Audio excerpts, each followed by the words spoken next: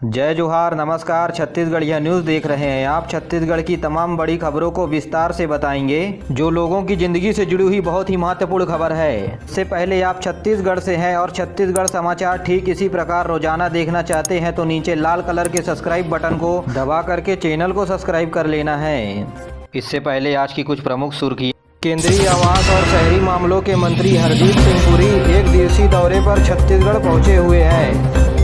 स्वामी आत्मानंद के स्कूलों में हर कक्षा में 50 छात्रों को मिलेगा प्रवेश। प्रदेश में अगले 24 घंटे के दौरान बारिश होने की संभावना। छत्तीसगढ़ की आकांक्षी जिला महासमुंद में जमीनी हकीकत को जानने के लिए केंद्रीय मंत्री हरदीप सिंह पुरी महासमुंद पहुंचे। इस दौरान वे पटोवा के Ayushman Bharat health and welfare centre और अस्पताल का मूल्यांकन किया। साथ ही केंद्रीय मंत्री ने इस जिले में स्थित शासकीय चिकित्सा महाविद्यालय का भी अवलोकन किया। शिवपुरी में बिहान समूहों के महिलाओं के द्वारा उत्पादित प्रोडक्ट के स्टॉलों का भी अवलोकन किया और समूह की महिलाओं के द्वारा उत्पादित सामानों की प्रशंसा की। केंद्रीय मंत्री ने छत्तीसगढ़ के आकांक्षी जिलों के तहत विकास योजनाओं की भी समीक्षा की। बाद में पत्रकारों से चर्चा करते हुए केंद्रीय मंत्री ने कहा कि जिले में विकास की जो कमी बनी हुई है उसे दूर करने का प्रयास किया जाएगा। उन्होंने कहा कि अंतर्राष्ट्रीय बाजार में कच्चे तेलों की कीमत बढ़ने के कारण पेट्रोल और डीजल तथा उनके उत्पाद सभी महंगे हो गए हैं। आम आदमी पर बोझ कम पड़े इसलिए केंद्र सरकार टैक्स की दरों को कम किया है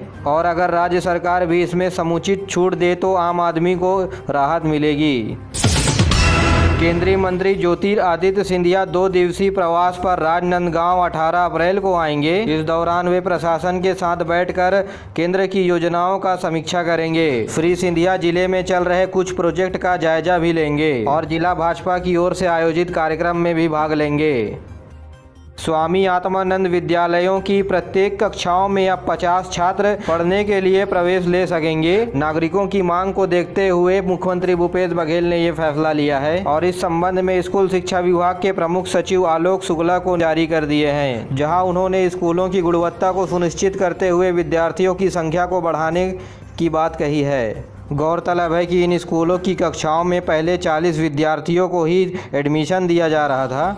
वहीं राजनांदगांव विकास खंडों में संचालित Swami Atmanand English medium school में और राजा बलराम दास हिंदी मीडियम विद्यालय में हिंदी माध्यम के पदों को प्रतिनियुक्ति से भरा जाएगा। इसके लिए ऑनलाइन प्रस्ताव 18 अप्रैल तक दिए जा सकते हैं। सुकमा जिले में एक इनामी नक्सली समेत 4 माओवादियों ने आत्मसमर्पण किया है। तो वहीं पुलिस अधीक्षक ने बताया कि इन माओवादियों ने कोबरा बटालियन और जिला पुलिस बल के समक्ष आत्मसमर्पण किया है। इसमें से एक माओवादी भाषागुड़ा LOS का सदस्य था और इस पर 1 लाख रुपए का इनाम घोषित था। कोरिया जिले में कलेक्टर मुख्यालय का फर्जी बैंक चेक लगाकर बैकुंठपुर स्टेट बैंक से 1 करोड़ 29 लाख रुपए निकालने का मामला सामने आया है। अज्ञात 3 लोगों ने 30 लोगों के नाम पर फर्जी बैंक के चेक लगाकर इस राशि को निकाल ली। मामले की खुलासा होने के बाद संयुक्त कलेक्टर ने अज्ञात लोगों के खिलाफ थाने में रिपोर्ट दर्ज कराई है।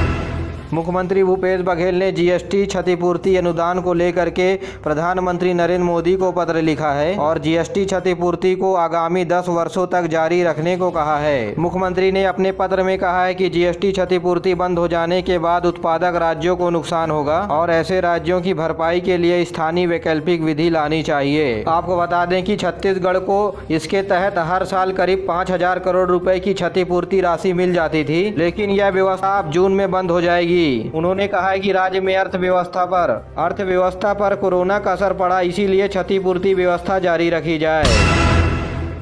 और अब पेश है मौसम का हाल। छत्तीसगढ़ मौसम वैज्ञानिक ने बताया है कि अगले 24 घंटे के दौरान प्रदेश के अलग अलग हिस्सों में गरज चमक के साथ तेजी से बारिश होने की संभावनाएं हैं। मौसम वैज्ञानिक SP चंद्रा ने बताया कि कर्नाटक से लेकर पश्चिमी क्षेत्रों तक एक विदर्भ बनी हुई है। साथ ही प्रदेश में उत्तर और दक्षिण की ओर से गर्म हवाएं आ रही है, जिसके चलते प्रदेश में मौसम बदलने का अनुमान है। हालांकि प्रदेश के तापमान में विशेष परिवर्तन नहीं होगी। जांजगीर चांपा जिले के शक्ति में नवीन जिले में राज्य स्तरीय 21वीं सीनियर पुरुष और महिलाओं की कबड्डी टीम का प्रतियोगिता बीते दिनों शक्ति में समाप्त हो गया, जिसमें बिलासपुर नगर निगम की टीम और राजनांदगांव की टीम अलग अलग वर्गों में विजयी रही। पुरुष कबड्डी का फाइनल मैच बिलासपुर और बिलासपुर नगर निगम के बीच खेला गया, जिसमें बिलासपुर नगर निगम की टीम ने 43-21 अंकों से जीत हासिल की। तो वहीं महिला वर्ग में राजनांदगांव और कोरबा के बीच रोमांचक मैच हुआ, जिसमें 43-38 अंकों के साथ राजनांदगांव जिले को जीत मिली। तो वहीं छत्तीसगढ़ में 7 IAS अफसरों के तबादले किए गए हैं। छत्तीसगढ़ MSC से कार्तिकेय गोयल की छुट्टी, अभिजीत सिंह की तैनाती। तो वहीं सूर्यकांत वर्मा अब रेवेन्यू डिपार्टमेंट के नए CEO होंगे। जी हाँ, राज्य सरकार ने भारतीय प्रशासनिक सेवा के अफसरों का तबादला कर दिया है। तो वहीं छत्तीसगढ़ में 127 सिविल जजों का एक साथ ट्रांसफर किया गया। रायपुर में पदस्थ जस्टिस सुमित कुमार अब छत्तीसगढ़ राज्य न्यायिक अकादमी के नए डिप्टी डायरेक्टर होंगे। जी हां, छत्तीसगढ़ हाई कोर्ट ने क्लास 2 के 100 सिविल जजों का तबादला किया है। 20 सिविल जज बनाए गए हैं। मुख्य न्याय मजिस्ट्रेट जजों का तबादला करने के साथ साथ नई पोस्टिंग भी की गई है। रायपुर स्टेशन में कांग्रेस विधायक की जेब काट ली गई। विनय जायसवाल का आईफोन ले गया चोर। आईफोन की कीमत 1 लाख रुपए थी। पुलिस नहीं कर पा रही है आईफोन को ट्रेस। जी हां, राजधानी रायपुर के स्टेशन पर अब विधायक भी सुरक्षित नहीं है। दरअसल मलिनगढ़ के विधायक रायपुर से अंबिकापुर देर रात जा रहे थे, तो वहीं बॉडीगार्ड के पास कांग्रेस विधायक का मोबाइल रहा, जहां बॉडीगार्ड के जेब से फोन चोरी हो गई। अब देखना ये होगा कि 1 लाख की कीमत वाला आईफोन का पता अब पुलिस लगा सकती है या नहीं।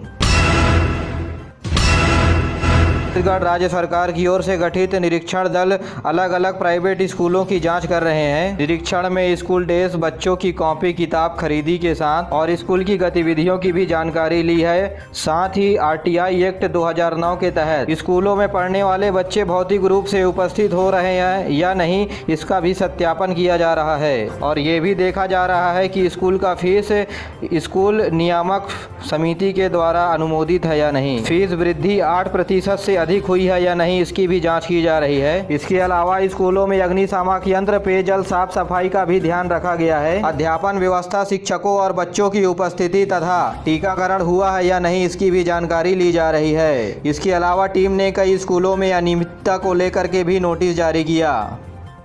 प्रधानमंत्री नरेंद्र मोदी ने कहा कि प्रधानमंत्री किसान सम्मान निधि योजना के तहत जुटे हुए करोड़ों किसानों को इस निधि के तहत एक नई ताकत और ऊर्जा मिल रही है। श्री मोदी ने ट्वीट में कहा है कि देश को अपने किसानों के ऊपर गर्व है और जब किसान सशक्त होगा तो देश और मजबूत होगा। आपको बता दें कि किसान सम्मान निधि योजना के अंतर्गत देश के प्रत्येक किसानों को 2,000 रुपए, 3 किस्त कुल 6,000 रुपए दी जाती है।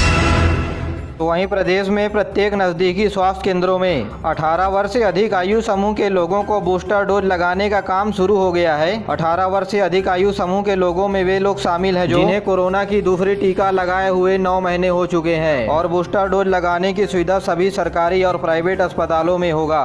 तो वहीं सीरम इंस्टीट्यूट के कोवैक्सीन और भारत बायोटेक का कोविशील्ड, इन दोनों वैक्सीनों के दामों में कमी किया गया है। टीके की कीमत प्राइवेट अस्पतालों के लिए 600 रुपए से कम करके 225 रुपए कर दिया गया है। उन्होंने कहा है कि केंद्र सरकार से रायशुमारी के बाद निर्णय लिया गया है।